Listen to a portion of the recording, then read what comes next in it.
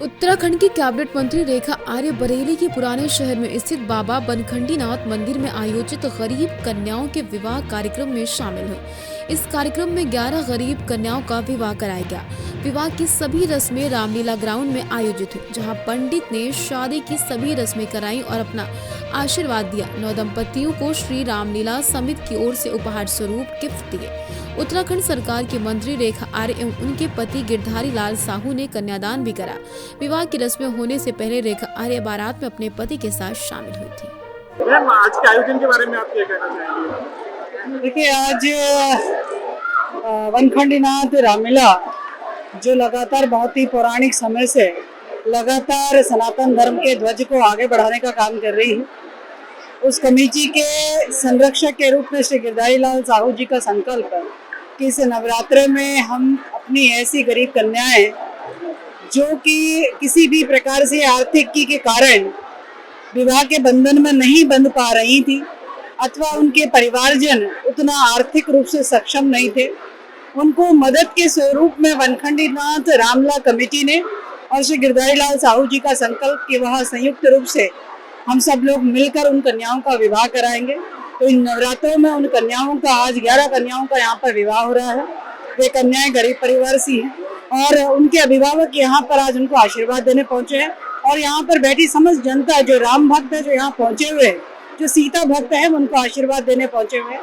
तो हम सबकी कामना है कि भगवान श्री राम उन पे कृपा बरसाए और आज जो है वो विवाह बंधन में बंधते हुए अपने सांसारिक दायित्व के लिए वो आगे निपुणता से, जिस प्रकार से रामलीला का मंचन होता है, उससे बहुत कुछ सीखते हुए अपने जीवन का निर्वहन करें। देखिए, मैं समझती हूँ कि जब जिम्मेदारी कन्याओं की विवाह का लिया है तो स्वाभाविक रूप से कन्यादान उनके अभिभावक की इच्छा के अनुरूप जैसा वो करेंगे उसके अनुरूप जो है मुझे उसका भागीदार बनाएंगे, तो निश्चित रूप से मैं भागीदारी करूंगी। एक सवाल और, उत्तराखंड और यूपी में विकास की बात कर रहे हैं तो कौन सा प्रदेश आगे दिख रहा है? देखिए, उत्तराखंड अपने मायने में विकास कर रहा है और उत्तर प्रदेश अपने मायने में विकास कर रहा है।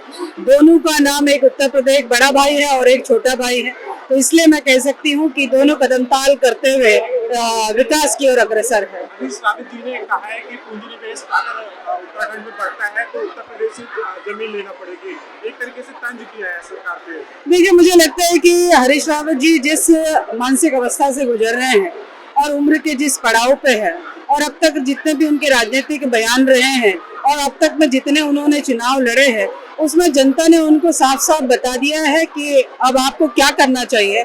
लेकिन फिर भी मुझे लगता है कि वह चर्चा में बने रहने के लिए इस तरीके के अनर्गल बयान करते हैं। हमें वैसे आवश्यकता रही, मुझे लगता है कि उत्तराखंड के हमारे मुख्यमंत्री पुष्कर सिंह धामी जी ने विदेश यात्रा से लेकर इन्वेस्टर समिट करने के दृष्टिकोण में लगातार कदम आगे बढ़ा रहे हैं।